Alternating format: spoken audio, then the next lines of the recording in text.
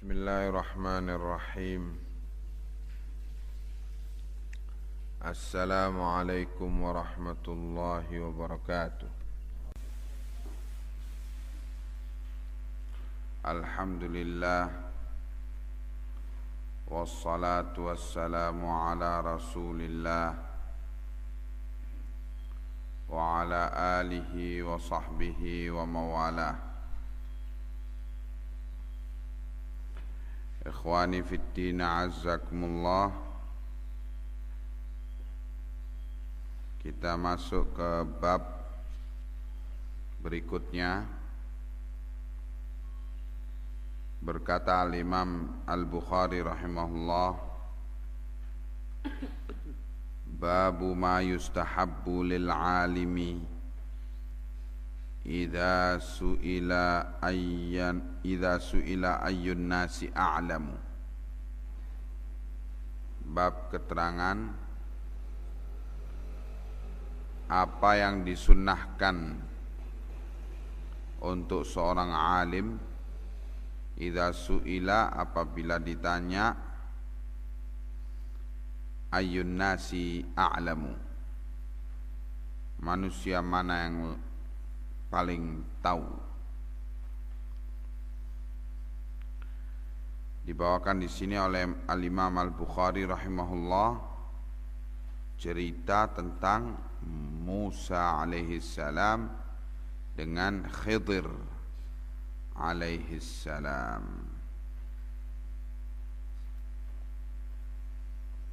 An Ubay bin Ka'ab radhiyallahu anhu, dari Ubay bin Ka'ab yang Allah telah meridai beliau,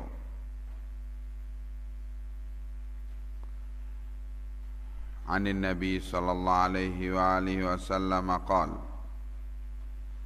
dari Nabi sallallahu alaihi wa alihi wasallam beliau bersabda, qama Musa an-nabiyyu khatiban fi bani Israila. Nabi Musa berdiri sebagai khatib di hadapan Bani Israel. Fasu'ila ayyun nasi a'lamu, maka Nabi Musa ditanya orang mana yang paling alim, paling berilmu. Faqala ana a'lamu, maka Nabi Musa menyatakan, akulah orang yang paling alim, akulah orang yang paling berilmu. Fa'ataballahu alaihi,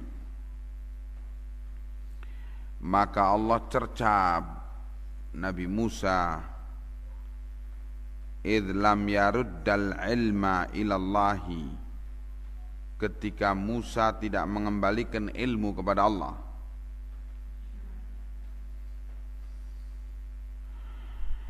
Tidak mengembalikan ilmu kepada Allah, yakni tidak menyatakan bahwa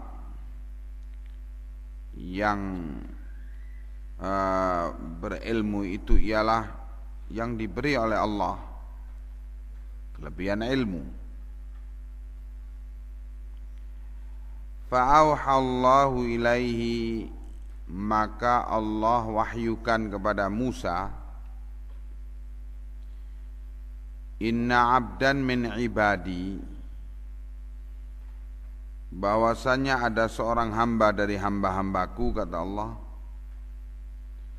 bimajma'il bahraini, yang dia tinggalnya di tempat yang bertemunya dua lautan. Huwa a'lamu minka, orang itu lebih alim dari engkau. Sementara Musa tadi mengatakan, aku adalah manusia yang paling berilmu. Orang yang akan kau temui ini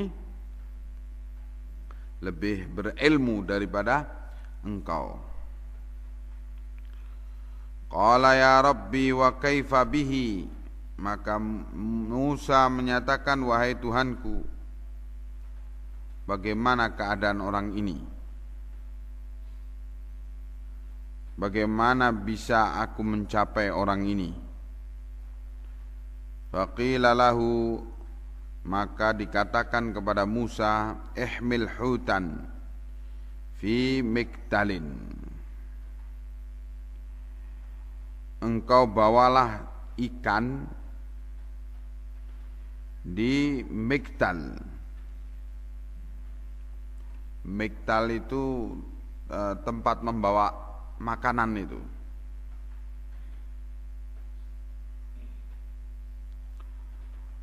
Kemudian fa idza faqadtahu fahuwa thamma, kalau engkau kehilangan ikanmu, maka orang tersebut yang lebih alim dari kamu itu akan berada di sana, di tempat di mana ikanmu hilang.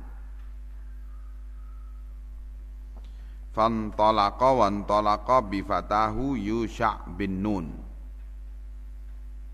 maka berangkatlah Musa dan berangkat pula bersamanya seorang pemuda yang bernama Yusha' bin Nun. Wa hamala hutan fi miktalin, dan keduanya membawa ikan yang dibawa di tempat makanan. Hatta kana 'inda sakhrati, sampailah keduanya di bawah batu besar. Wada'aha ru'usahuma fanama, keduanya meletakkan kepalanya untuk istirahat, maka keduanya pun tertidur. Wansallal hutu minal miktali, kemudian al-hut, ikan itu mengambil jalan keluar dari tempat tempat makanan itu. Fattakhadha sabilahu fil bahri saraba, ikan itu pun akhirnya memperoleh jalan untuk loncat ke lautan, sehingga hilanglah dia. Wa kana li Musa wa fatahu ajaban, dan Musa serta pemudanya ini ada keanehan. Fantalaqa baqiyata lailatihima wa yaumahuma, akhirnya keduanya melanjutkan perjalanan setelah bangun untuk berjalan di malam itu dan dilanjutkan di hari berikutnya. Falamma asbaha qala Musa li fatahu, maka ketika sampai di waktu pagi, berkatalah Musa kepada pelayannya ini, atina ghada'ana laqad laqina min safarina hadza nasaba, beri kepada kami makan siang kami, karena kita sudah merasa letih dalam perjalanan kita ini. Walam yajid Musa massan minan nasab, dan Nabi Musa itu tidak merasakan rasa capek hatta jawazal makan alladzi umira bihi, sampai Musa itu melewati tempat yang diperintahkan Musa untuk menemuinya.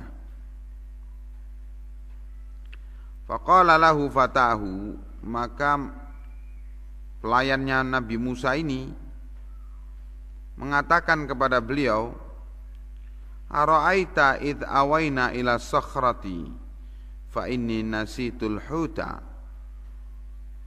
Ingatkah engkau ketika kita sedang berada di batu besar itu? Aku waktu itu lupa sama ikanku. Qala Musa, maka Musa menyatakan, dzalika ma kunna nabghi. Itulah yang kita inginkan. Fartadda, maka keduanya pun kembali ala atharihima, menempuh jalan yang pernah dilewatinya, qasasa, untuk sampai ke tempat itu. Falamman tahaya ila sakhrati, maka ketika keduanya sampai di batu besar itu, idza rajulun musajjan bithaubin au qala tasajja bithaubih. Tiba-tiba didapati ada seorang pria yang bertutup dengan baju thaub, baju panjang, atau dia berpakaian dengan baju thaub, jubbah. Fasallama Musa, maka Musa mengucapkan salam kepada pria tersebut. Faqala al-Khidru, maka berkatalah Al-Khidr, Nabi, wa anna bi ardika salam, bagaimana bisa di bumimu ini terdapat kesejahteraan? Faqala ana Musa, maka Nabi Musa menyatakan kepada Khidir, saya ini Musa. Faqala Musa Bani Israel, maka Khidir tanya lagi, apakah Musa Bani Israel? Qala na'am, Nabi Musa menyatakan ya. Qala hal attabi'uka ala an tu'allimani mimma 'ullimta rusyda. Apakah boleh saya ikut kamu, katanya Musa, untuk engkau mengajari aku dari apa yang telah diajarkan kepadamu dari kebenaran. Qala innaka lan tastati'a ma'iya sabra. Khidir menyatakan, engkau tidak mungkin bisa sabar bersamaku. Ya Musa, wahai Musa, inni ala ilmin min ilmillahi. Nah, ini mengembalikan ilmu kepada Allah. Wahai Musa, aku ini di atas ilmu dari ilmu Allah. Allamanihi, yang Allah ajari aku dengannya. Begitu Nabi Khidir mengembalikan ilmu kepada Allah, ilmu yang ada pada dirinya kepada Allah. La ta'lamuhu anta, yang kamu wahai Musa tidak mempunyai ilmu tentang ilmu yang aku ketahui itu, engkau tidak tahu. Wa anta ala ilmin, engkau juga mempunyai ilmu. Allamakahullahu la a'lamu, yang Allah ajari engkau yang aku tidak ada ilmu padanya. Aku punya ilmu yang engkau tidak ketahui, yang Allah ajarkan kepadaku tapi tidak diajarkan kepadamu. Engkau punya ilmu yang aku tidak ketahui, yang diajarkan kepadamu oleh Allah dan tidak diajarkan kepadaku. Qala satajiduni insya'allahu sabiran wala a'siya laka amra. Khidir Nabi Musa menyatakan kepada Khidir, engkau wahai Khidir akan mendapati aku insyaallah orang yang sabar, dan aku tidak akan membangkang kepada perintahmu. Fantalaqa yamshiyani ala sahilil bahri. Maka Nabi Musa dan Nabi Khidir kedua-duanya melanjutkan perjalanan. Keduanya berjalan di pinggir laut, di pantai. Laisa lahuma safinatun. Kedua-duanya tidak punya perahu. Famarrat bihima safinatun. Maka lewatlah di depan keduanya itu satu perahu. Fakallamuhum ayyahmiluhuma. Maka dia diajak bicara orang yang di perahu itu untuk diminta untuk membawa keduanya. Fa'urifal Khidir, ternyata orang-orang di perahu itu tahu bahwa yang minta naik itu adalah Nabi Khidir. Fahamaluhuma bighairi naulin. Maka mereka pun orang-orang di perahu itu membawa Nabi Khidir dan Nabi Musa bighairi naulin, tanpa ongkos. Faja'a usfurun fawaqa'a ala harfis safinati. Ketika di perjalanan datanglah seekor burung, yang burung itu hinggap di pinggir perahu tersebut. Fanaqara naqratan au naqrataini minal bahri. Terus burung itu mematuk, naqara naqratan, mematuk satu patukan atau dua patukan ke laut. Faqala al-Khadiru, maka berkata Nabi Khidir, ya Musa, wahai Musa, ma naqasa ilmi wa ilmuka min ilmillahi, tidaklah berkurang dari ilmu Allah dengan diajarkan kepadaku dan kepadamu itu, illa kanaqrati hadzal usfuri fil bahri, kecuali kurangnya ilmu Allah itu seperti patukan burung ini di lautan. Ilmu Allah seperti lautan, sedangkan yang diberikan kepada kita hanya air laut yang menempel pada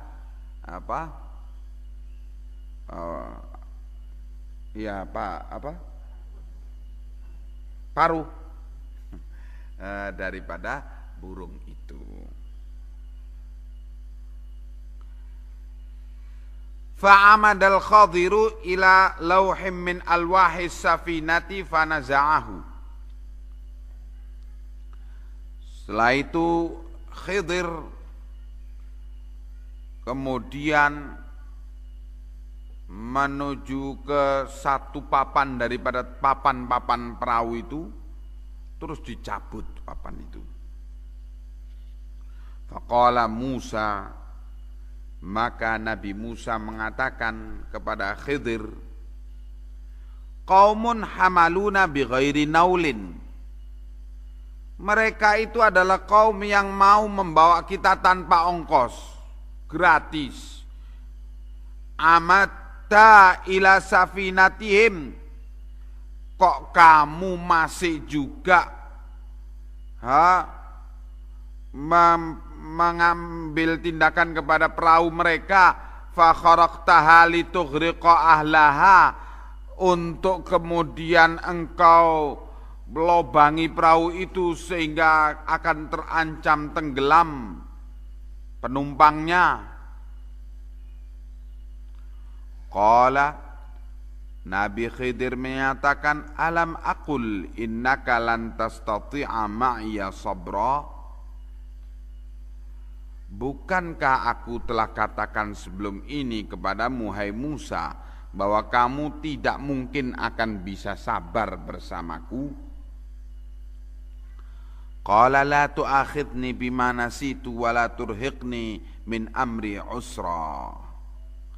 Musa menyatakan, jangan engkau menghukum aku dalam perkara yang aku telah lupa, dan jangan engkau menyeret aku dalam urusanku ini kepada kesulitan.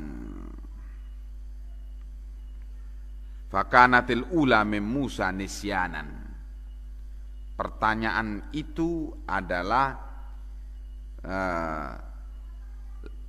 pertanyaan yang pertama, kejadian pertama Nabi Musa lupa dengan ketentuan semula tadi. Fantalaqa fa idza bi ghulamin yal'abu ma'al ghilmani.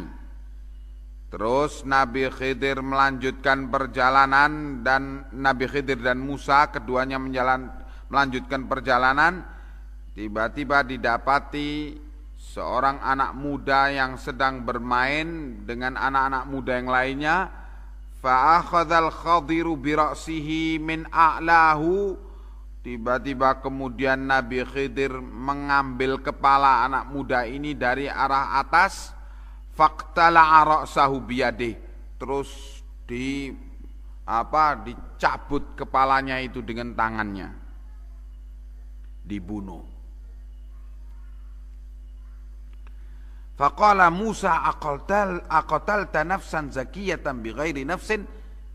Musa mengatakan, "Duh, apa pantas kamu membunuh satu jiwa tanpa karena dia membunuh yang lainnya?" Qala alam aqul laka innaka lan tastati'a ma'iya sabra. Kata Khidir, bukankah aku telah mengatakan kepadamu bahwa sesungguhnya engkau tidak bisa sabar bersamaku. Fantalaqa hatta idza ataya ahla qaryatin istat'ama ahlaha. Kemudian keduanya melanjutkan perjalanan sampai mendapati satu desa yang penduduknya ketika diminta makan oleh keduanya, fa'abau ayyudayyifuhuma, mereka tidak ada yang mau untuk menjamu keduanya.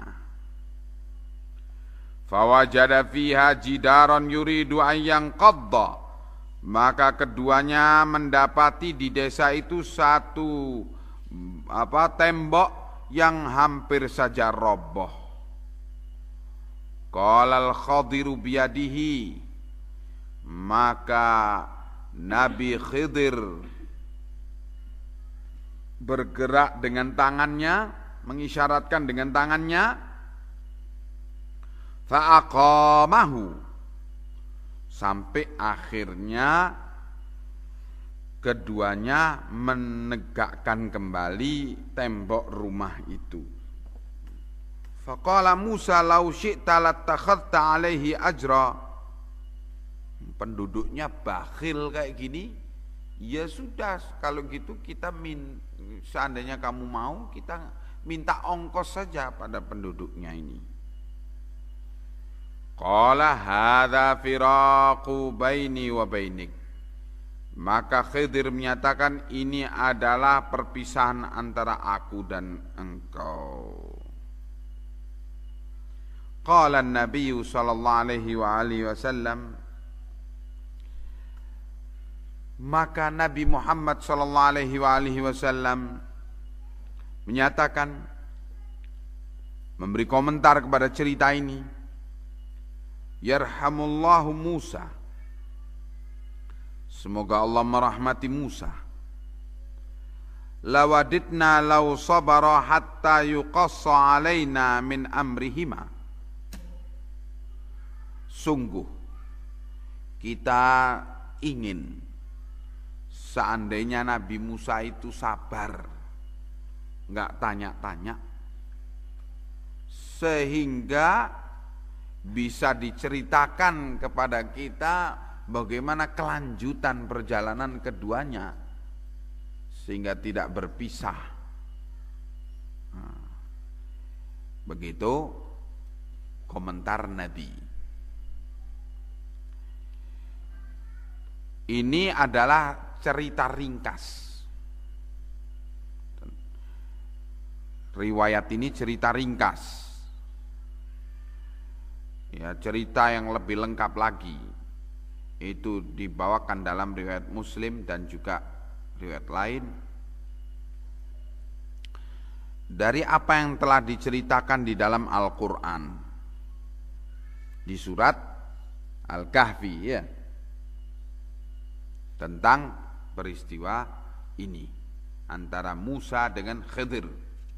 Cuman di dalam Al-Quran tidak disebutkan nama Khidir, ya, abdan min ibadiyas salihin. Disebutkan seorang hamba dari hamba-hambaku yang soleh. Tidak disebutkan Khidir. Kemudian ikhtilaf para ulama apakah Khidir ini nabi atau orang soleh. Kemudian Ibnu Hajar Al-Asqalani mentarjih, menguatkan pendapat bahwa Khidir itu adalah nabi. Jadi tidak mungkin nabi belajar ilmu setelah dia jadi nabi dari yang bukan nabi. Ya. Dan lagi Nabi Khidir menyatakan, Allah mengajari aku apa yang tidak diajarkan kepadamu, hai Musa, dan Allah mengajari engkau ilmu apa yang tidak diajarkan kepadaku. Jadi sama-sama nabi. Tetapi Allah tegas menyatakan Khidir ini lebih alim daripada Musa. Dari cerita ini Ibnu Hajar Al-Asqalani juga menukilkan keterangan para ulama bahwa dari sini menunjukkan belum tentu orang yang lebih banyak ilmunya itu berarti lebih utama daripada orang yang lebih rendah ilmunya. Karena Nabi Musa jelas lebih utama daripada Nabi Khidir. Karena apa? Nabi Musa ulul azmi, termasuk dari nabi-nabi ulul azmi. Ya.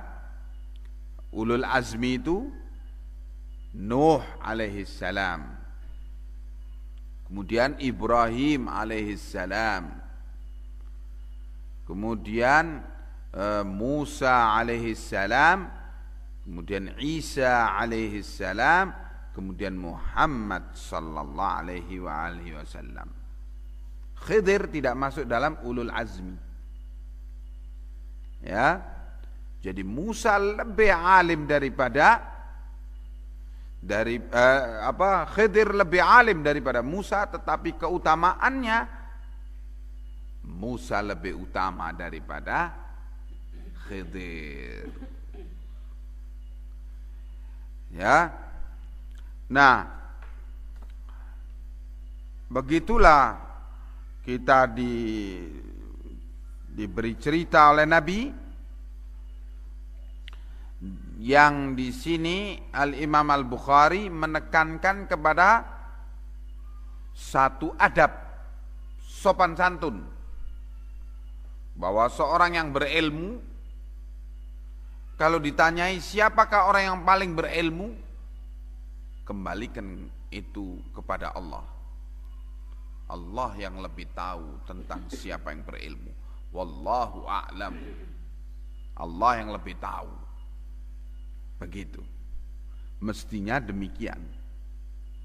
Ya, karena Nabi Musa dicerca oleh Allah ketika Nabi Musa menyatakan ana a'lamun nas, aku adalah orang yang paling berilmu daripada manusia. Tapi Nabi Muhammad sallallahu alaihi wasallam sebagaimana yang sudah kita baca kemarin, ana a'lamukum billahi, mengatakan aku lebih berilmu dari kalian itu tentang Allah. Wa atqakum, dan aku adalah orang yang paling bertakwa dari kalian. Ini apa bedanya dengan pernyataan Musa yang mengatakan ana a'lamun nas? Ya. Kalau Nabi Muhammad sallallahu alaihi wasallam membatasi aku yang paling berilmu dari kalian yang hadir di situ. Kalau Musa ana a'lamun nas, aku adalah manusia yang paling berilmu, seluruh manusia yang paling berilmu adalah aku.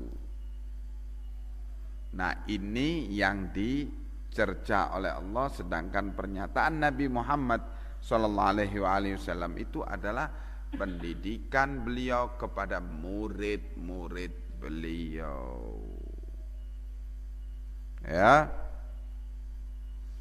Naam.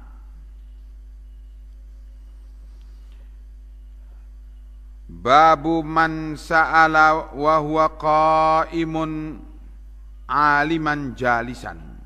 Bab keterangan bolehkah bertanya atau tentang kebolehan bertanya kepada seorang alim, seorang yang berilmu, dalam keadaan si alim itu duduk sedangkan yang tanya berdiri. Bolehkah demikian? Atau kebolehan bertanya dengan cara seperti itu. An Abi Musa radhiyallahu anhu qala, dari Abi Musa yang Allah telah meridhai beliau, bahwa beliau menyatakan, Ja'a rajulun ilan nabiyyi sallallahu alaihi wasallam, datang seorang pria mendatangi Nabi sallallahu alaihi wasallam. Faqala ya Rasulullah mal qitalu fi sabilillah. Wahai Rasulullah, perang yang mana yang dikatakan fi sabilillah, di jalan Allah? Perang yang mana yang dikatakan di jalan Allah? Fa inna ahadana yuqatilu ghadaban wa yuqatilu hamiyatan. Karena dari kami ada yang berperang karena marah, dan ada pula dari kami yang berperang karena hamiyah, solidaritas. Solidaritas kesukuan, solidaritas pertemanan, solidaritas gerombolan, dan sebagainya. Hamiyah. Ini yang mana yang dikatakan perang di jalan Allah? Faqala, maka Nabi memberikan definisi, keterangan. Perang mana yang dikategorikan di jalan Allah? Man qatala litakuna kalimatullahi hiyal ulya fahuwa fi sabilillahi. Barang siapa yang berperang dengan tujuan agar agama Allah dijunjung tinggi, maka yang demikian itulah dikatakan perang di jalan Allah. Tujuannya ialah agar agama Allah dijunjung tinggi. Menjunjung tinggi kehormatan agama Allah. Perang dengan tujuan demikian ini fisabilillah. Ya. Perang di dalam membela kehormatan kaum muslimin.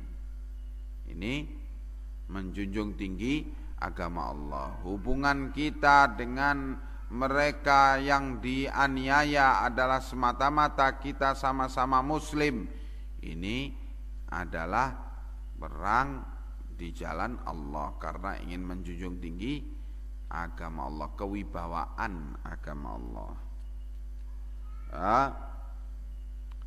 Nah, yang demikian inilah dikatakan tujuannya ialah untuk menjunjung tinggi agama Allah. Seandainya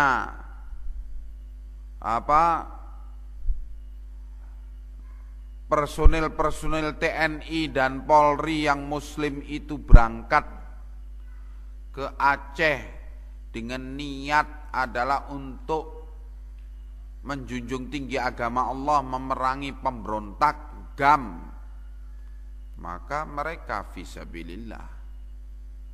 Tapi kalau semata-mata untuk kebangsaan negara, itu tidak ada nilainya apa-apa. Ya matinya mati biasa kalau terbunuh. Ya. Tapi kalau untuk menjunjung tinggi agama Allah, memerangi pemberontak, maka mereka insya Allah syahid. Juga yang memerangi pemberontak lain di Papua atau di Maluku, bila diikhlaskan adalah untuk memerangi para pemberontak yang di dalam hukum Islam mereka itu hukumnya apa? Diperangi. Ya, fisabilillah itu. Ya. Nah, jadi sama-sama perang, sama-sama menghadapi risiko kematian, sama-sama menghadapi musuh, tapi yang membedakan ialah niatnya. Ya, naam. An Abdullah ibn Mas'ud radhiyallahu anhu qala, dari Abdullah bin Mas'ud yang Allah telah meridhai beliau, bahwa beliau menyatakan, baina ana amshi ma'a Rasulillah sallallahu alaihi wasallam, ketika kami berjalan bersama Rasulullah sallallahu alaihi wasallam fi khirabil madinati, di kampung yang telah rusak di pinggir kota Madinah. Khirabil Madinah, kampung yang telah kharab, telah rusak, penduduknya sudah meninggalkannya, rumah-rumah di situ sudah roboh, di pinggir kota Madinah. Wa huwa yatawakka ala asibim ma'ahu, dan Nabi dalam keadaan bertekan pada tongkat yang dibawa bersama beliau.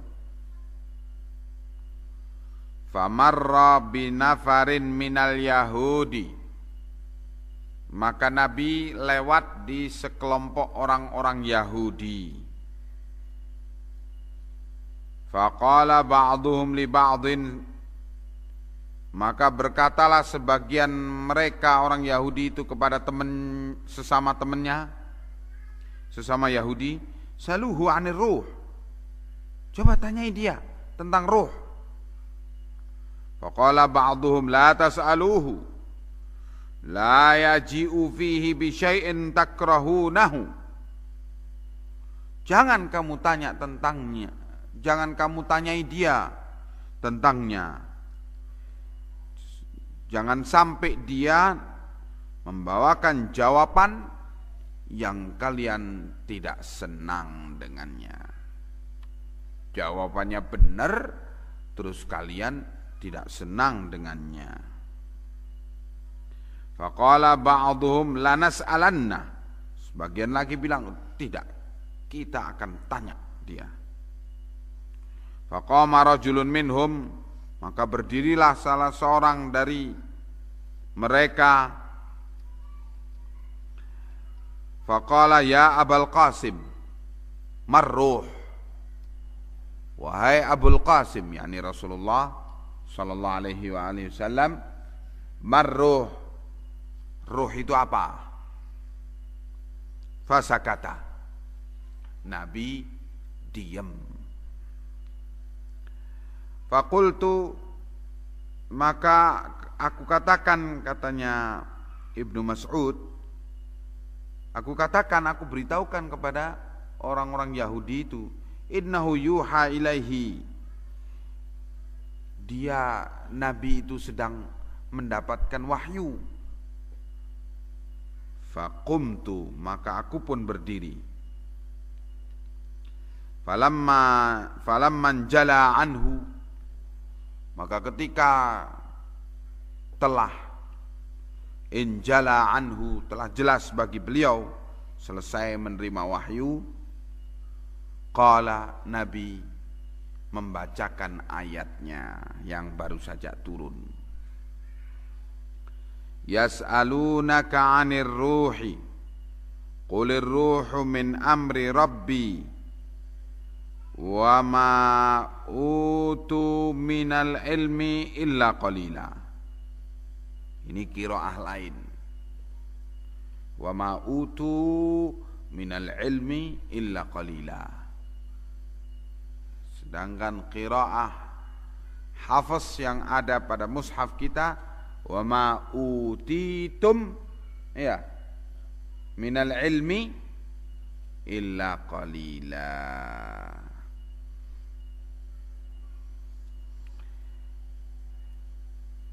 Surat Al-Isra ayat ke-87. Mereka bertanya kepadamu, hai Muhammad, tentang ruh. Katakanlah, jawablah pertanyaan itu, bahwa ruh itu adalah urusan Tuhanku, dan mereka tidak diberi ilmu kecuali sedikit. Ya.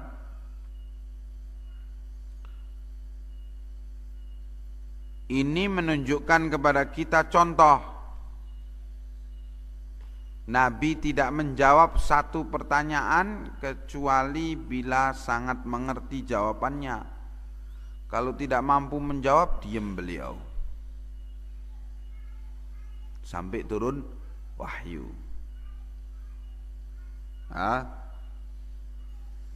Kalau tidak tahu, beliau diam.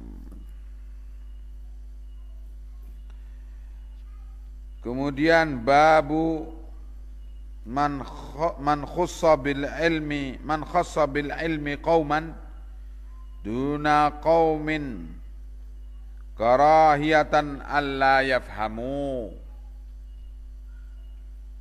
Bab keterangan tentang bagaimana orang mengkhususkan kepada satu kaum dengan satu ilmu, tidak diajarkan kepada kaum yang lain karena tidak suka untuk timbul kesalahpahaman. Jadi boleh mengkhususkan satu kaum dengan satu ilmu karena levelnya kaum itu memang lebih tinggi dan tidak diberikan kepada kaum yang lain karena level keilmuannya lebih rendah.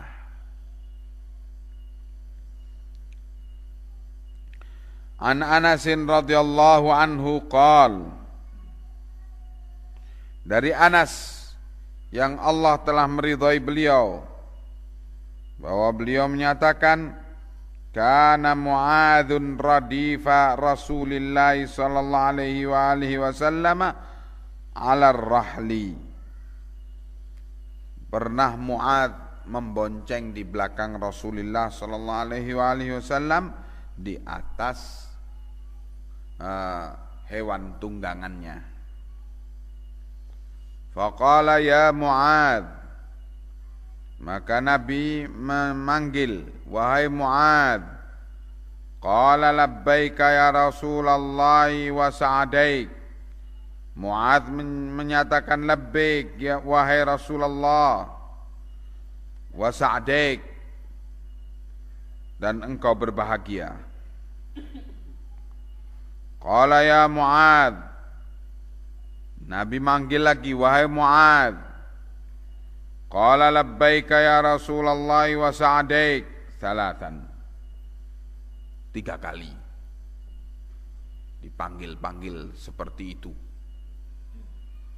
oleh Rasulullah sallallahu alaihi wasallam.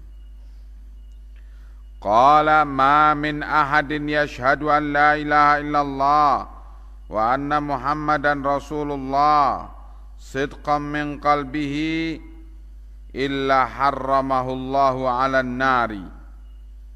Kata Nabi, tidaklah ada seorang pun yang bersyahadat bahwa tidak ada sesembahan yang benar kecuali Allah, dan bersaksi bahwasannya Muhammad itu adalah utusan Allah.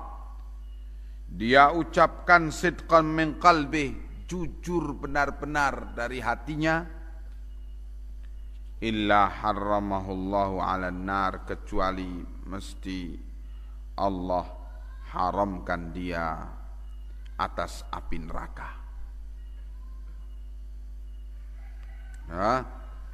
Allah haramkan dia dari atas api neraka, yakni dia akan dilindungi oleh Allah dari api neraka. Qala ya Rasulullah afala ukhbiru bihin nasa fayastabshirun. Anas menyatakan, wahai Rasulullah, bolehkah aku beritahukan kepada manusia sehingga mereka bergembira dengan berita yang demikian ini? Qala idzan yattakilu. Kata Nabi, kalau sampai ini diberitakan kepada orang, maka sangat dikhawatirkan orang-orang akan yattakil, menyandarkan kepada berita keutamaan ini, sehingga meninggalkan semangat berlomba-lomba untuk beribadah. Wa akhbara biha Mu'adzun 'inda mautihi ta'atsuman. Dan Mu'adz bin Jabal memberitakan hadis ini menjelang wafatnya ta'atsuman, karena takut dosa. Dosa menyembunyikan ilmu, tidak menyampaikan ilmu. Mu'adz menyampaikan kepada muridnya yang telah dididiknya berpuluh tahun.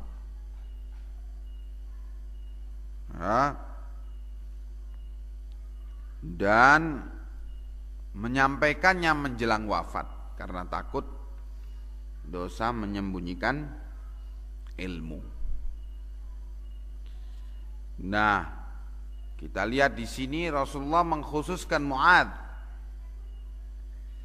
dalam hal ilmu, tapi tidak diberikan hal ini kepada yang lainnya. Rasulullah larang Mu'adz untuk menyampaikan hal ini kepada yang lainnya. Di sini menunjukkan kepada kita tidak semua ilmu itu disampaikan pada orang, apalagi mengandung fitnah. Resiko fitnah, orang itu akan rusak agamanya gara-gara salah paham, belum waktunya dapat ilmu tentang itu, kemudian dapat ilmu tentang itu, ya, maka ini akan menjadi fitnah, ya.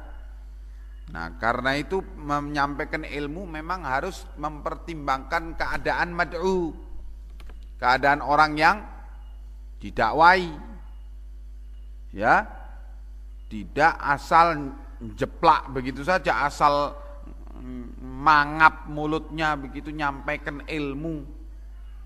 Nah, mutiara itu kalau diberikan kepada babi ya keliru kan. Nah, mutiara itu diberikan kepada orang yang mengerti nilai mutiara itu, ya. Nah, jadi menyampaikan ilmu itu harus melihat-lihat dulu keadaan orang yang akan disampaikan padanya ilmu itu, ya. Nah, orang dalam keadaan zani kabir, hidung belang, tukang zina sana sini, dalam keadaan sholatnya enggak karuan, 5 hari enggak sholat, sehari sholat, dalam keadaan masuk keluar dukun cari jimat. Orang bejat kayak gitu, masa disampaikan ilmu tentang sunnahnya ta'adduduz zaujat, sunnahnya berpoligami. La ilaha illallah. Ini apa-apaan ini? Nah, sampaikan dulu yang terpenting kepada dia, yaitu tauhid, bahaya syirik dan keutamaan tauhid, agar dia mempunyai semangat iltizam, semangat untuk taat kepada agama, merubah hidupnya, meninggalkan para dukun-dukun itu tadi, terus kembali kepada tauhid, kemudian menegakkan sholat 5 waktu, meninggalkan kemaksiatan-kemaksiatan. Dalam keadaan sudah multazim demikian, tentu ilmu yang belum disampaikan kepadanya itu bisa disampaikan berikutnya. Kan begitu. Jadi lihat-lihat keadaan orang, ya, menyampaikan ilmu itu. Karena memang tujuan ilmu itu ialah untuk mendidik orang, untuk merubah orang dari keadaan jelek kepada baik. Bukan semata-mata alih informasi, bukan. Tetapi tarbiyah, mendidik orang. Ya. Mengajak dia dari kejahilan kepada ilmu.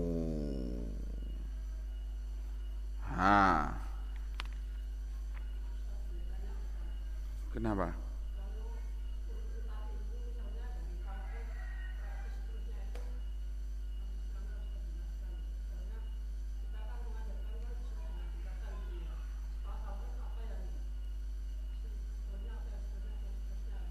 Ya, pertama orang itu diajari tauhid, dan tentunya orang itu diajari sesuai dengan keadaannya. Kalau memang kelemahan dia itu tauhid, diajari tauhid. Setelah diajari tauhid, apalagi kelemahan dia? Sholatnya enggak karuan, ajari sholat. Sholatnya bagus, tapi baca Qur'annya enggak karuan, ajari baca Qur'an. Dan begitu selanjutnya, apa yang kurang pada dia. Seperti yang diajarkan oleh Rasulullah sallallahu alaihi wasallam kepada Mu'adz bin Jabal ketika mengutusnya berangkat berdakwah ke negeri Yaman. Innaka ta'ti qauman ahlal kitab. Engkau akan mendatangi kaum ahlil kitab. Fa awwalu ma tad'una ilaihi faltakun awwalu ma tad'una ilaihi syahadatu an la ilaha illallah wa anna Muhammadan Rasulullah. Maka yang pertama kali kamu ajarkan kepadanya ialah pertama kali yang kamu dakwai dia ialah syahadat an la ilaha illallah wa anna Muhammadan Rasulullah. Fa inhum ata'uka fi dzalik famurhum bis shalah. Kalau mereka mentaati kamu dalam hal itu, maka perintahkan mereka untuk sholat dan selanjutnya.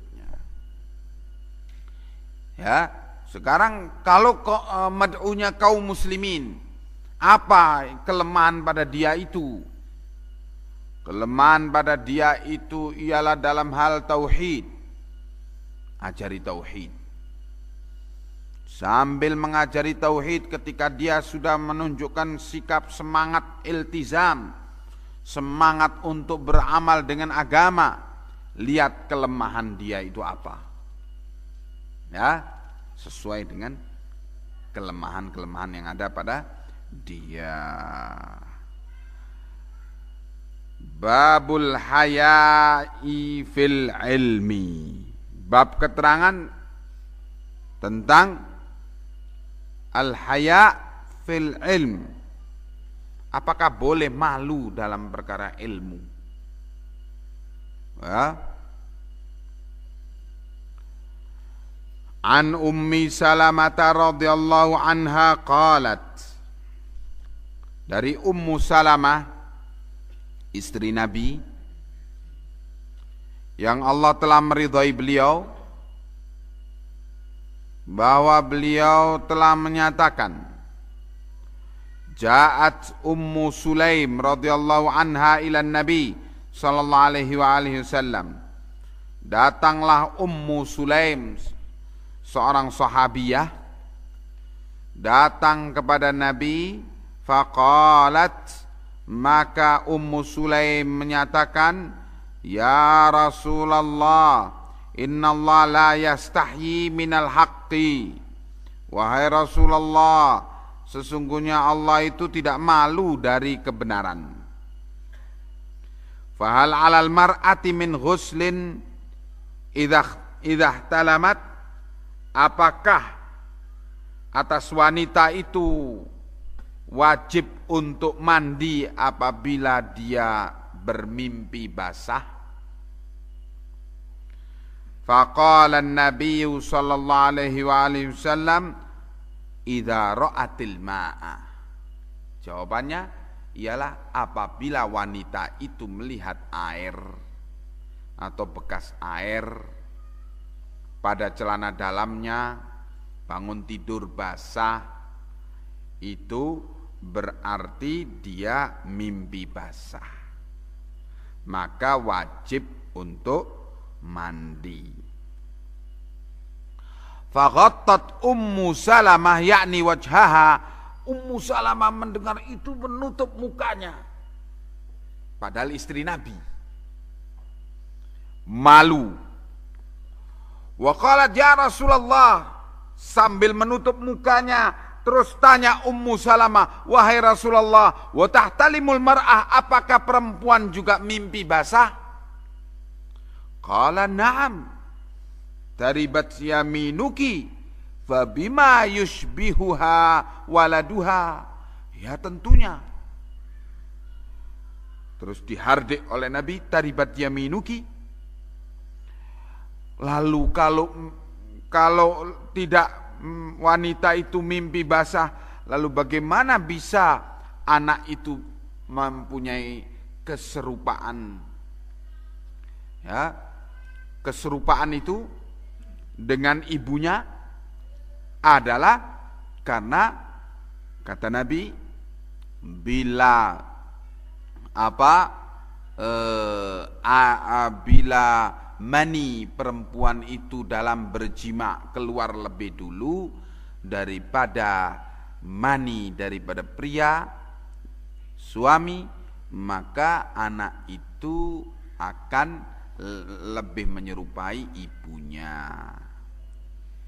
Bila mani ayahnya lebih dulu, maka anak itu akan menyerupai ayahnya.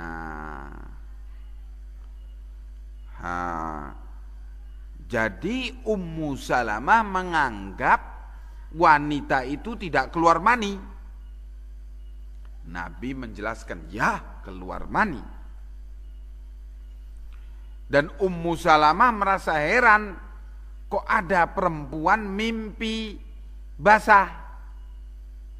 Nabi mengatakan, ya perempuan juga sama dengan pria, yaitu mimpi basah. Dari berita ini menunjukkan,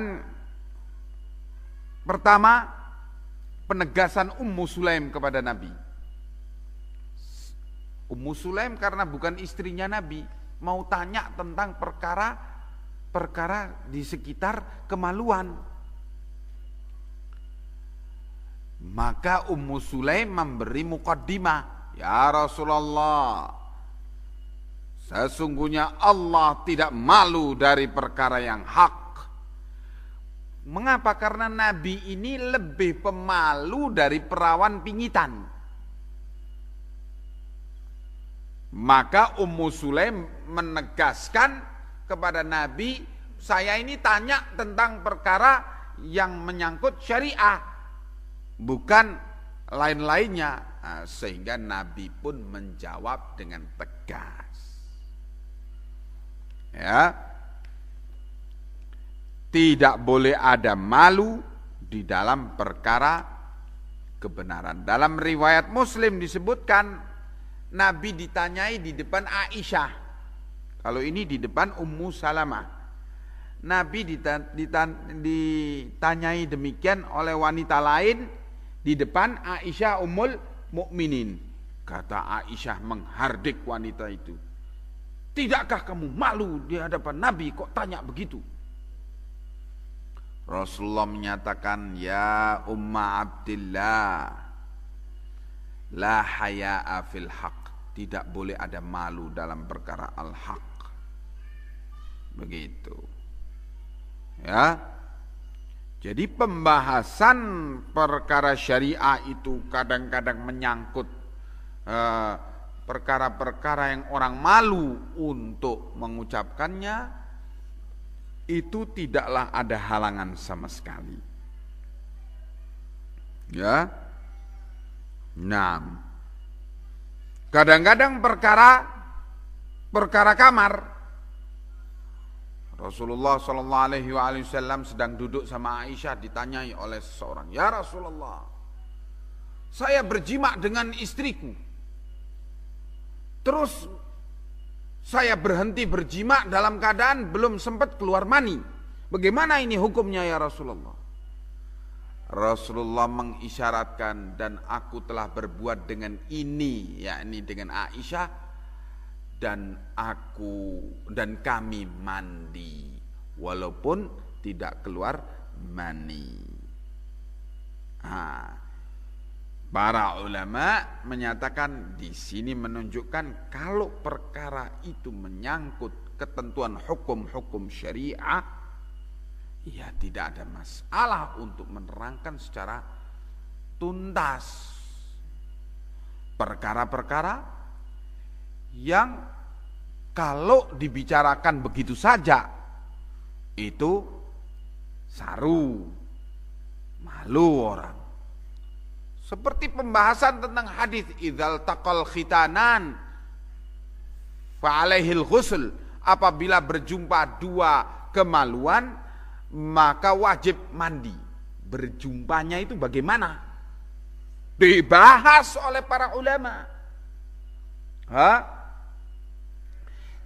Perjumpaan yang mana yang dikatakan wajib mandi itu? Sebab masalahnya hukum syariah. Pembahasan ikhtilaf para ulama, ada perjumpaan dalam bentuk saling bersentuhan, maka itu sudah wajib mandi. Ada pembahasan, oh tidak, kalau cuman begitu baru dikatakan mandi, kalau sudah kepala kemaluan itu telah masuk padanya maka berarti wajib mandi. Begitu panjang pembahasan itu dan tidak ada masalah, karena memang perkara yang menyangkut hukum. Demikian pula pembatal puasa. Dilarang dalam berpuasa itu untuk berjima dengan istrinya. Berjima itu ialah dalam pengertian di mana kemaluan suami masuk kepada kemaluan istri. Adapun bermesrahan semata tidak dikatakan jima. Maka dibahas oleh para ulama yang dikatakan jima itu apa, sehingga orang itu dikatakan telah melanggar larangan apa? Larangan puasa. Ya. Nah, begitu hukum syariah. Tidak ada malu di dalam pembahasan yang memang harus diselesaikan kedudukan hukumnya masing-masing. Ya. Babu man istahya fa amara ghairahu bis-su'ali. Bab keterangan adanya orang yang malu untuk menanyakan satu perkara, kemudian dia memerintahkan orang lain untuk tanya kepada Nabi. An Aliin radhiyallahu anhu qol, dari Ali yang Allah telah meridhai beliau, Ali bin Abi Thalib, menantu Rasulullah sallallahu alaihi wasallam, suaminya Fatimah Az-Zahra, Fatimah bintu Rasulullah sallallahu alaihi wasallam. Dikatakan di sini, kuntu rajulan madzaan, aku adalah pria yang suka keluar madhi. Air madhi yaitu air syahwat, bukan mani. Madhi itu air yang encer, yang sedikit keluarnya ketika syahwat sedang menaik dan agak lengket dan keruh. Nah, ini najis madhi itu. Nah, Sayyidina Ali menyatakan, aku adalah pria yang suka keluar madhi karena besar nafsu. Fa amartul Miqdad, maka aku perintahkan kepada Al-Miqdad ayas ala nabiyya sallallahu alaihi wasallam, untuk menanyakan kepada Nabi tentang masalah ini. Fasa'alahu, maka Miqdad menanyakan hal ini kepada Nabi. Bagaimana ya Rasulullah, ada orang yang banyak keluar madhi, yang ini adalah najis. Lalu bagaimana ini? Faqala fihil wudu, Nabi menyatakan wajib padanya berwudu, tidak mandi, mencuci kemaluannya kalau mau sholat, kemudian berwudu. ya tentunya ganti pakaian dalamnya yang terkena najis tersebut. Ya. Kenapa kok Ali bin Abi Thalib malu tanya kepada Nabi? Karena Ali adalah menantu Nabi, suaminya putri Nabi. Malu mau tanya dan diwakilkan kepada orang lain. Malu dalam perkara yang demikian tidak menghalangi orang itu dari ilmu, maka itu boleh. Jadi malu yang dilarang itu ialah kalau menghalangi orang itu dari ilmu, akhirnya menafsirkan sendiri, membuat hukum sendiri, ngawur itu. Itu malu yang tercela. Gara-gara mau tanya malu, akhirnya bikin tafsiran sendiri. Itu tidak boleh. Ya. Babu dzikril ilmi wal futya fil masjid. Bab keterangan dibicarakannya ilmu dan fatwa di masjid. Ya. Masjid juga dipakai untuk mengajarkan ilmu.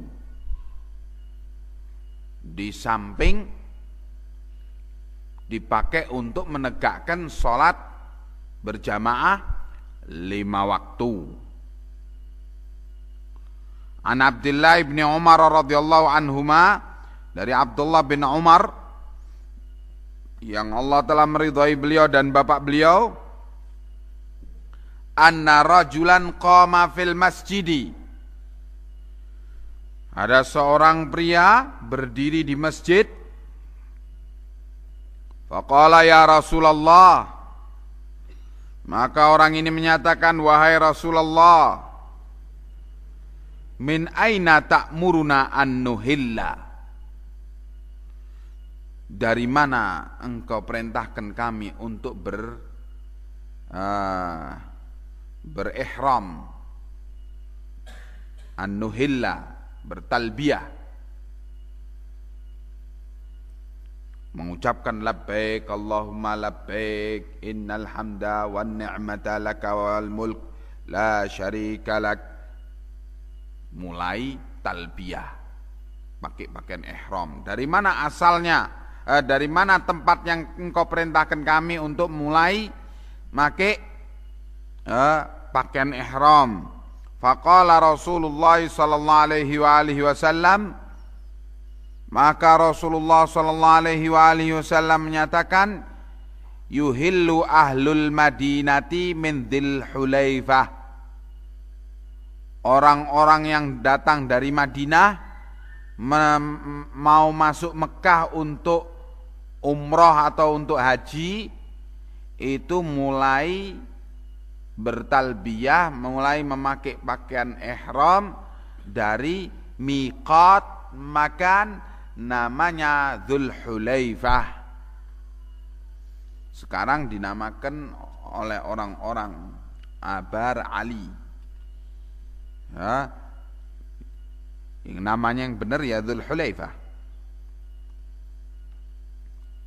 Miqat bagi orang Madinah. Wa yuhillu ahlus Syami minal Juhfah, orang yang datang dari arah Syam itu masuk ke Mekah dari Al-Juhfah. Miqat namanya Al-Juhfah.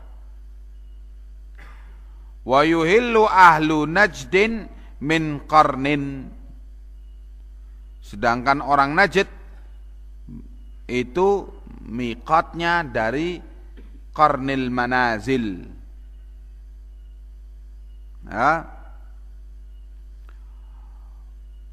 Wa yuhillu qala Ibnu Umar, dan berkata Ibnu Umar, wa yaz'umuna anna Nabiyya sallallahu alaihi wasallam, dan mereka menyangka, mengatakan bahwa Nabi telah berkata, wa yuhillu ahlul Yamani min Yalamlam, Yalamlam, nama tempat juga. Dan Nabi mengatakan bahwa orang yang datang dari arah negeri Yaman mulai miqatnya dari Yalamlam. Ya. Wa kana Ibnu Umar yaqulu, dan Ibnu Umar menyatakan, walam afqah hadhihi min Rasulillah sallallahu alaihi wa alihi wasallam, dan aku tidaklah mengambil pengertian tentang ini dari Rasulullah sallallahu alaihi wa alihi wasallam, tapi dari orang lain, yang orang lain itu mendapat berita dari Rasulullah sallallahu alaihi wa alihi wasallam. Itu miqat. Pertanyaan ini diajukan kepada Rasulullah sallallahu alaihi wa alihi wasallam ketika beliau di masjid. Itu menunjukkan boleh untuk menjadikan masjid sebagai tempat penyampaian ilmu, dijadikan kelas. Ya masjid ya menyampaikan ilmu padanya. Mau dibilang kelas, mau dibilang apa, ya ilmu yang disampaikan di masjid yaitu ilmu kitab was sunnah. Ya, mengajari orang baca tulis huruf-huruf Al-Quran, untuk membaca Al-Quran di masjid juga. Ya, naam.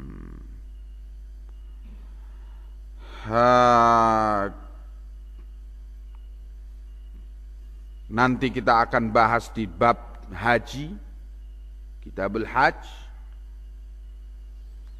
bahwa akibat daripada permasalahan diabaikannya sunnah ini, banyak orang menunaikan umrah dan haji mengabaikan masalah miqat ini. Ya, kalau dari Indonesia berarti dari arah Yaman kita masuknya ke Baitullah Haram, berarti kita masuknya dari Yalamlam. Maka kita mulai miqatnya dari Yalamlam. Loh ini soalnya naik pesawat jadi baru turun di Jeddah, jadi kita pakai miqatnya dari airport Jeddah. Jeddah itu sudah masuk di dalam tanah haram. Lalu terus bagaimana? Ya sampaikan kepada pilotnya, hei Pak Pilot, beritahu kami kalau mau masuk Yalamlam. Ya, teknologi bisa yang demikian itu. Begitu kita sudah mau masuk diumumkan, ini kita sebentar lagi, setengah jam lagi akan masuk ke Yalamlam. Nah, sudah segera melepas pakaian biasa, menggantinya dengan pakaian ihram di pesawat. Katanya pilotnya, Pak Ustadz ini kalau semua satu pesawat memakai pakaian ihram di kamar mandi pesawat, Pak, mereka nanti mandi di situ bagaimana? Saya bilang mandi itu sunnah, pakai pakaian ihram itu yang wajib. Ya tapi umumkan, ya sudah sini, tak umumkan. Umumkan bahwa mandi itu adalah sunnah, maka karena kondisi kita di sini tidak boleh adanya mandi, jadi pakai pakaian ihram saja, kemudian mulai talbiyah. Jadi sesungguhnya orang membuat sulit-sulit, menggambarkan sulit-sulit tentang pakai pakaian ihram ini, padahal ini masalah ibadah. Kita naik pesawat, ya pesawat itu harus tunduk kepada peraturan kita. Wong seluruh isi pesawat itu adalah dalam rangka mau ibadah kok. Bukan karepnya pilotnya, ya mestinya karepnya kita. Nah, ini yang menyedihkan, sehingga hampir seluruhnya jamaah haji atau jamaah umroh yang berangkat itu pakai pakaian ihram di Jeddah. Innalillah wa inna ilaihi raji'un. Hada jahlun. Ya. Nah, itu adalah pendapat dari Ibnu Hajar Al-Asqalani, menyatakan boleh karena darurat jadi pakai pakaian ihram di Jeddah. Ikhwani, pendapat ulama itu harus diteliti dalilnya. Tidak hanya terus pendapat langsung dipegangi. Seorang alim dari ulama menyatakan ini sunnah, ini bid'ah, harus diteliti dalilnya. Kalau memang benar, ya kita sami'na wa ata'na. Dalilnya jelas, maka sami'na wa ata'na. Dalil menyatakan miqat itu ialah ya lam-lam. Ini sangat jelas. Sedangkan dalil pendapat menyatakan Jeddah itu miqat, ini hanya ijtihad, bukan dalil. Sedangkan ijtihad bukanlah dalil. Ya. Naam. Babu man ajaba sa'ila bi aktsari mimma sa'alahu. Bab keterangan bolehnya seorang alim yang berilmu menjawab penanya lebih banyak dari apa yang ditanyakan oleh si penanya itu. Kalau memang si alim ini melihat kenyataan bahwa ini perlu disampaikan kepada dia karena memang ini penting, tapi dia tidak mengerti kalau penting, maka diberi keterangan yang lebih banyak dari apa yang dia tanyakan. Wa anhu, yakni an Abdullah bin Umar radhiyallahu anhu, anna rajulan sa'ala an-nabiyya sallallahu alaihi wa alihi wasallam, bahwa ada seorang pria bertanya kepada Nabi sallallahu alaihi wa alihi wasallam, ma yalbasul muhrimu, apa yang dipakai oleh orang yang muhrim? Orang muhrim yaitu yang berpakaian ihram. Kalau pria yang haram menikahi wanita itu namanya mahram. Muhrim itu orang yang berpakaian ihram. Jadi jangan salah kaprah. Muhrim dipakai bukan pada tempatnya. Muhrim ialah orang yang berpakaian ihram. Tanya kepada Nabi orang ini tentang apa yang boleh dipakai oleh orang yang muhrim. Qala, Nabi menyatakan la yalbasul qamisa. Muhrim itu tidak boleh memakai qamis. Qamis, baju. Walal imamata, enggak boleh pakai imamah, ikat kepala atau tutup kepala. Walas sarawila, enggak boleh pakai sirwal. Itu celana panjang yang ada di balik pakaian thawb. Itu sirwal namanya. Enggak boleh pakai sirwal. Walal burnus, Dan tidak boleh pula pakai burnus. Burnus itu topi yang sambung dengan baju itu burnus. Topi yang sambung dengan baju biasanya dipakai pada musim dingin.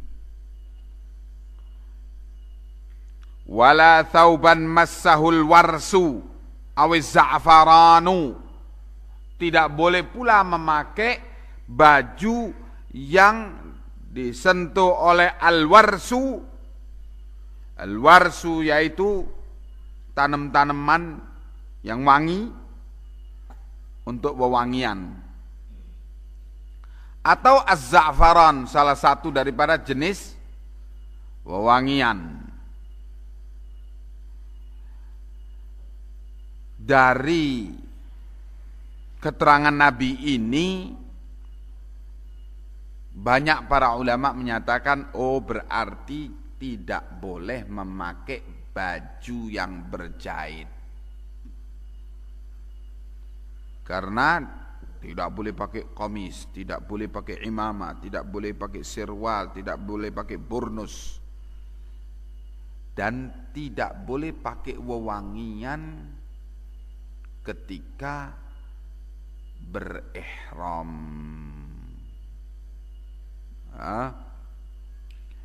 Fa illam yajidin na'laini falyalbas al-khuffaini. Kalau tidak bisa dapat sendal, alas sendal yang terbuka pada punggung telapak kakinya, maka boleh, kata Nabi, memakai khuf.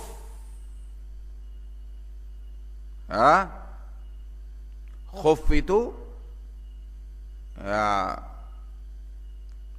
alas kaki di musim dingin, pakai dari kulit sampai menutup mata kaki. Jadi modelnya seperti kaos kaki tapi dari kulit. Nah, setelah pakai khuf, pakai sepatu biasanya. Jadi kalau masuk ke masjid, sepatunya yang dibuka, khufnya tidak dibuka.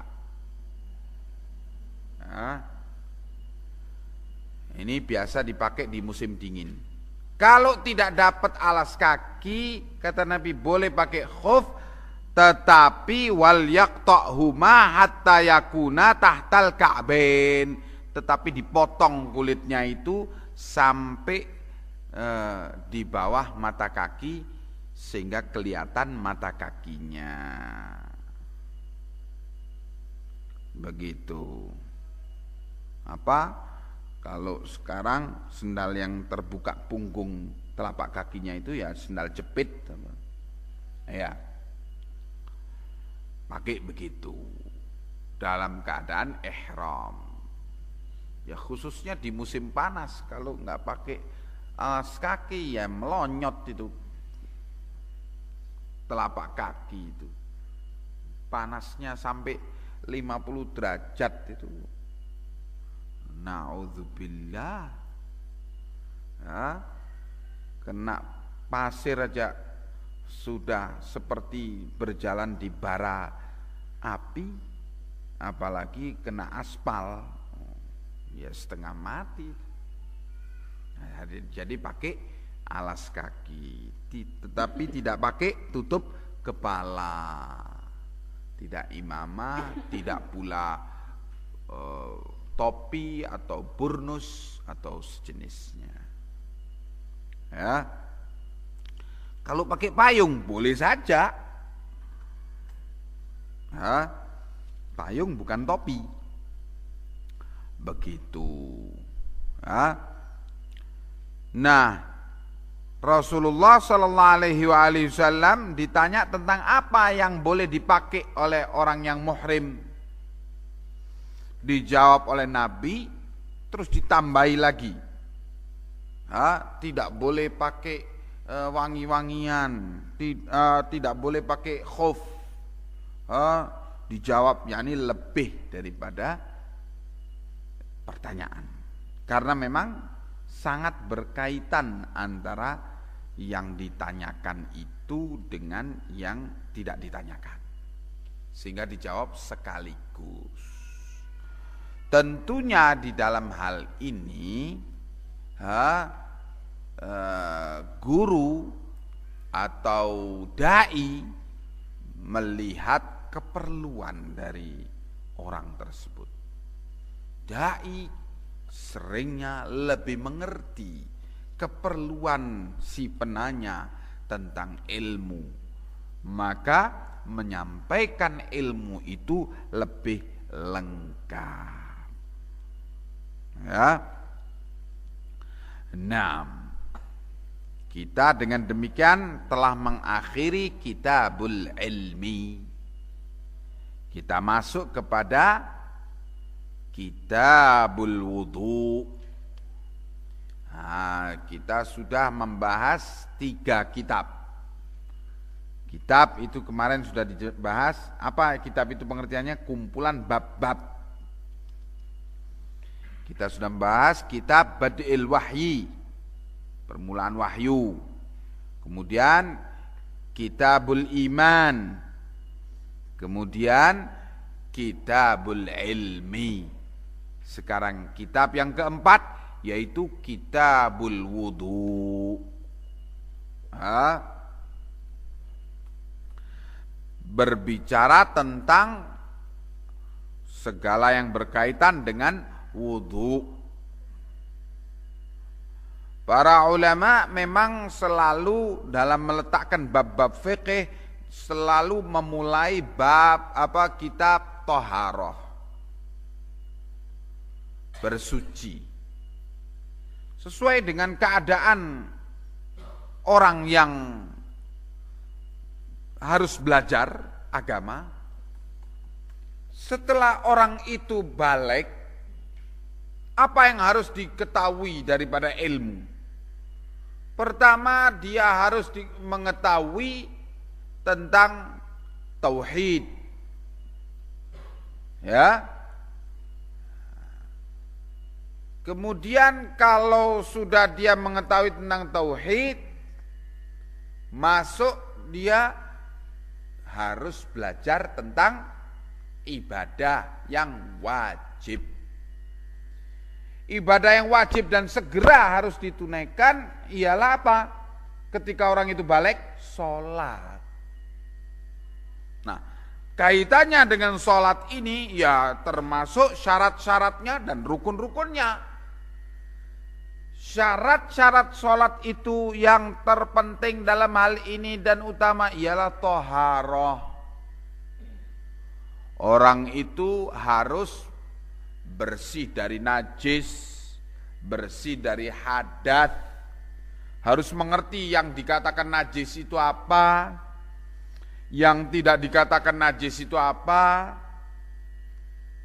ya, harus mengerti bagaimana cara berwudu. Nah, itu urut-urutannya orang ketika dia telah balik harus mengerti ilmu. Ya. Nah, maka setelah pembahasan 3 kitab yang lewat itu, kita dibawa oleh Al-Imam Al-Bukhari kepada perkara yang sangat penting di dalam perkara ibadah, merupakan syarat sahnya sholat, yaitu kitabul wudu, perkara bab-bab berkenaan dengan wudu. Ya. Berkata Al-Imam Al-Bukhari, babun la tuqbalu salatun bighairi tuhurin. Bab keterangan bahwa salat itu tidak akan diterima tanpa bersuci. An Abi Hurairah radhiyallahu anhu qala, dari Abi Hurairah yang Allah telah meridhai beliau, bahwa beliau menyatakan, qala Rasulullah sallallahu alaihi wasallam, bahwa Rasulullah sallallahu alaihi wasallam bersabda, la tuqbalu salatu man ahdatha hatta yatawadda. Tidak diterima salatnya orang itu ketika dia berhadas sehingga dia berwudu. Qala rajulun min Hadramut. Berkata seorang pria dari Hadramut. Hadramut itu salah satu wilayah di negeri Yaman paling selatan, berbatasan dengan Oman.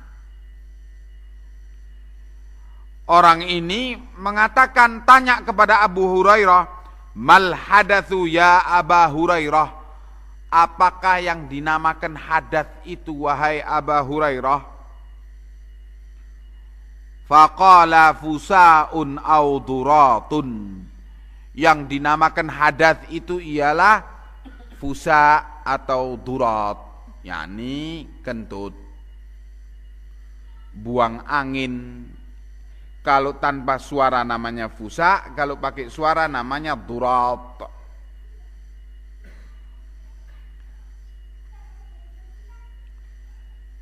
Dari keterangan Abu Hurairah ini tentang hadas, Abu Hurairah menyebutkan hadas yang paling ringan, yaitu buang angin.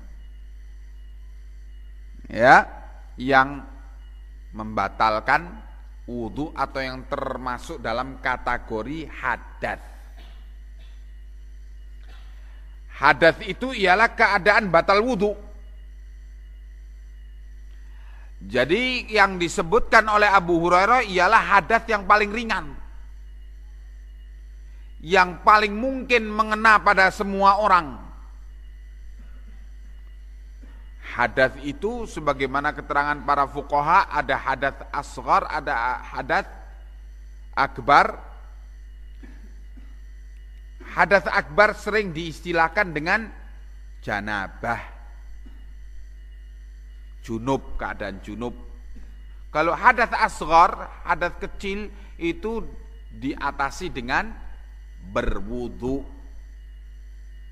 Kalau hadas akbar itu diatasi dengan mandi junub. Termasuk haid dan nifas itu hadas akbar, harus diatasi dengan mandi junub. Ya. Maka Abu Hurairah memberi contoh. Bukan berarti perkataan Abu Hurairah ini bahwa yang namanya hadas hanya buang angin, tidak. Tetapi contohnya hadas ialah buang angin. Hadas yang lainnya, ya, apabila dia tertawa terbahak-bahak dalam sholat, maka sholatnya batal, wudunya juga batal, harus mengulangi wudu. Ya, ini perkara-perkara hadas. Tidak diterima sholat seseorang yang hadas, yang berhadas, yang batal wudunya sehingga dia berwudu, kata Nabi. Babu fadlil wudu, bab keterangan tentang keutamaan wudu. Wa anhu, dan dari Abi Hurairah radhiyallahu anhu, qal, beliau menyatakan, sami'tu Rasulullah sallallahu alaihi wasallam yaqulu, aku mendengar Rasulullah sallallahu alaihi wasallam bersabda, inna ummati yud'auna yaumal qiyamati ghurran muhajjalina min atharil wudu. Sesungguhnya umatku akan dipanggil di hari kiamat dalam keadaan ghurran, berkilau, muhajjalin, yang putih warnanya, min atharil wudu, dari bekas wudu. Anggota tubuhnya yang terkena air wudu itu putih berkilau-kilau nanti di hari kiamat. Faman istata'a minkum ayyutila ghurratahu falyaf'al.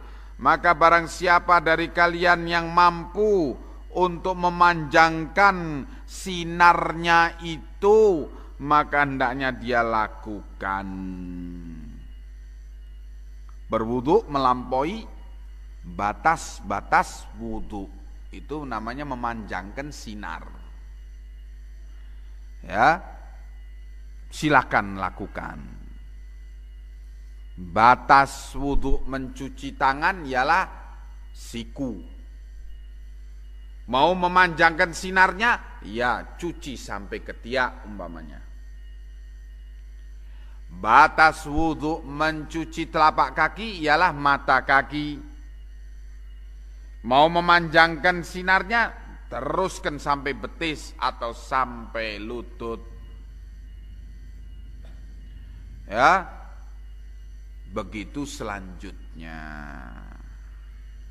Ya, maka yang wajib ialah sesuai dengan apa yang telah ditentukan batasnya, sedangkan yang sunnah melampaui batas itu.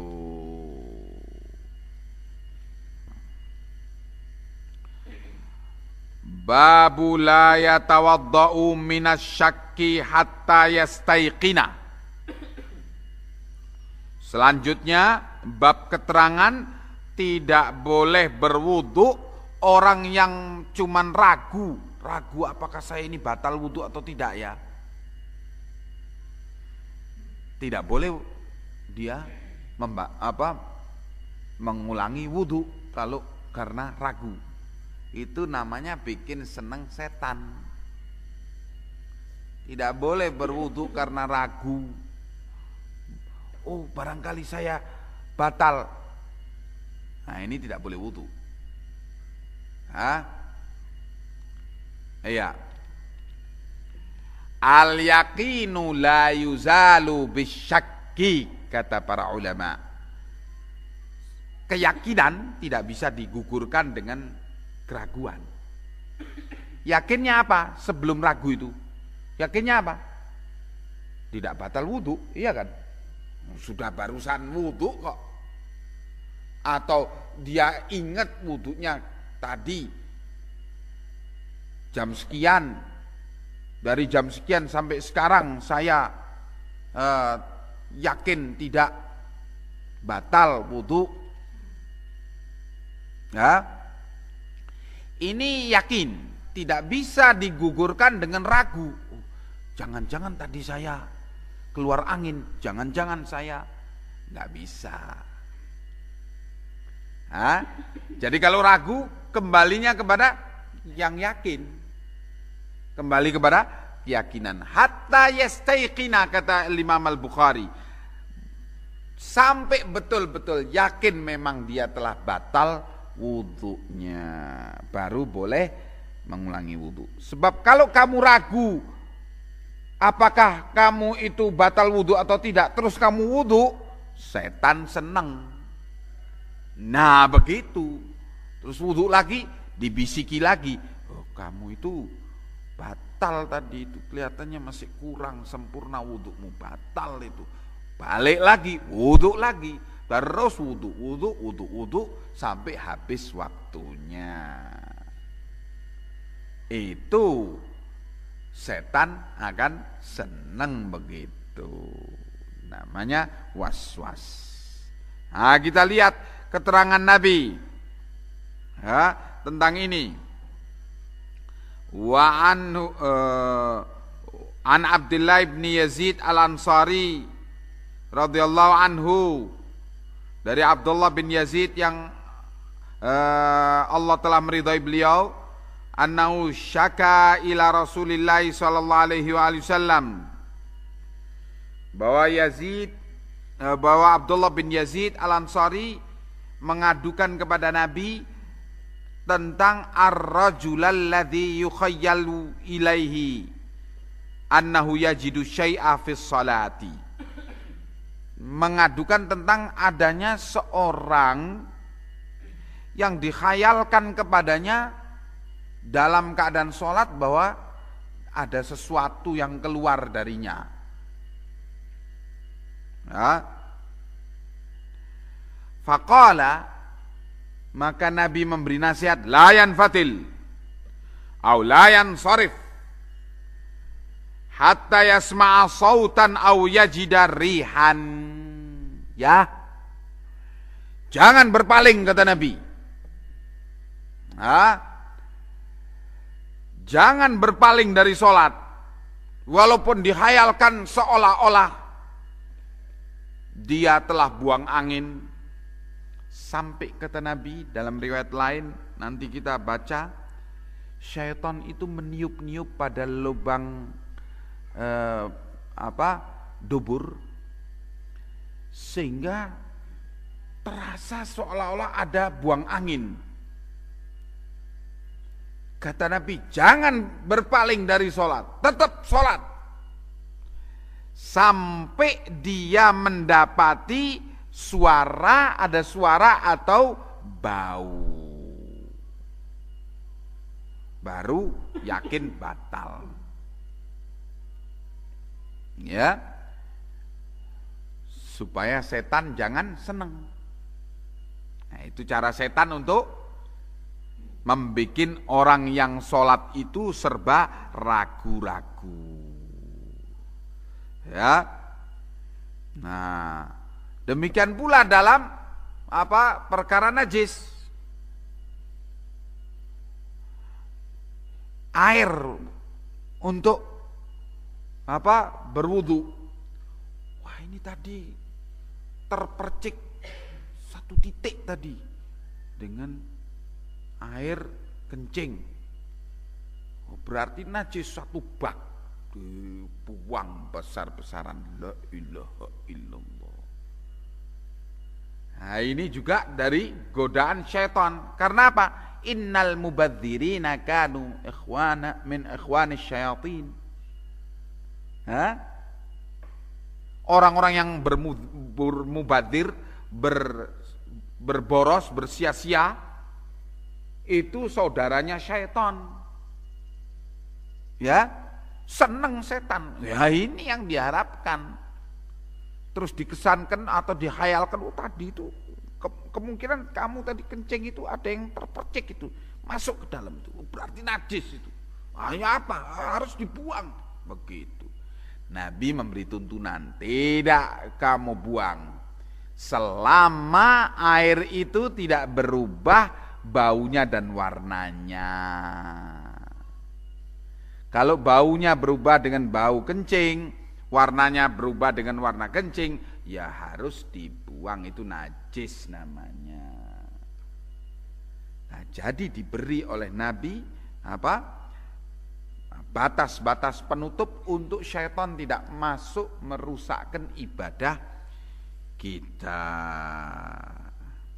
Ya. Wallahu a'lamu bis-shawab. Ila huna ya ikhwan. Assalamualaikum warahmatullahi wabarakatuh.